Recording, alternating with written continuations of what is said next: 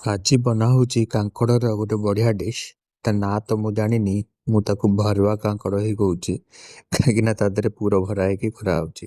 କାଙ୍କଡ଼ କାଟିକି ତାକୁ ଟିକେ ଆମର ଗରମ ପାଣିରେ ଭଲସେ ତାକୁ ଟିକେ ବଏଲ୍ କରିଦେବେ, ଯେମିତି ସଫ୍ଟ ହେଇଯିବ। ତା ଭିତର ସବୁ ମାଲ ମସଲା କାଢ଼ିକିନା ସାଇଡ଼ରେ ରଖିବି, ଫୋପାଡ଼ିବେନି ତା ମଞ୍ଜି ଗୁଡ଼ାକ, କାହିଁକିନା ସେ ମଞ୍ଜି ଗୁଡ଼ାକ ଆଉଥରେ ୟୁଜ୍ ହେବ। କୋକୋନଟ୍ ନଥିଲା ବୋଲି ଆମେ ପନିର ୟୁଜ୍ କଲୁ।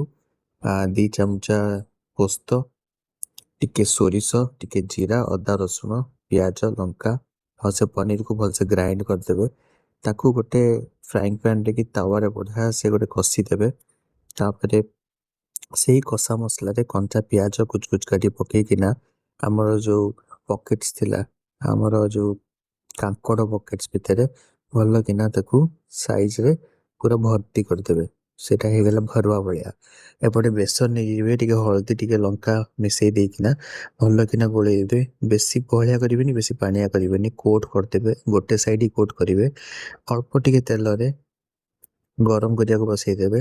ଏପଟେ ଯେଉଁ କଳା ଜିରା ପକେଇ ଦେଇକିନା ତାକୁ ଓଲଟେଇକିନା ସେଇ ଆମେ ତ କରିଥିଲୁ କଢ଼ାରେ, ତ କଢ଼ାରେ ଆମେ ରଖିଦେଲୁ ଆଉ ତାକୁ ଢାଙ୍କି ଦିଆହେଲା। ତ ସେ ଭଲସେ ଆଉଥରେ କୁକ୍ ହେଇଯିବ। ଦେଖନ୍ତୁ ବଢ଼ିଆ ସେ କୁକ୍ ହେଇଯିବ ଆଉ ଏତେ ଟେଷ୍ଟି ଲାଗିବ। ଆପଣ ଯଦି କରିକି ଖାଇବେ ଏମିତିକା, ବହୁତ ହି ଟେଷ୍ଟି ଆଉ ବହୁତ କମ୍ ତେଲରେ ହେଇଯାଉଛି। ନିଶ୍ଚୟ ଟ୍ରାଏ କରିବେ। It's a very healthy option. ବହୁତ କମ୍ ତେଲରେ, ବହୁତ କମ୍ ଇନଗ୍ରିଡ଼ିଏଣ୍ଟସରେ, ଆଉ ବେଶୀ ଟାଇମ୍ ବି ଲାଗିବନି। ବହୁତ ଜଲ୍ଦି ଏ ଡିଶ୍ଟା ତିଆରି ହେଇଯିବ।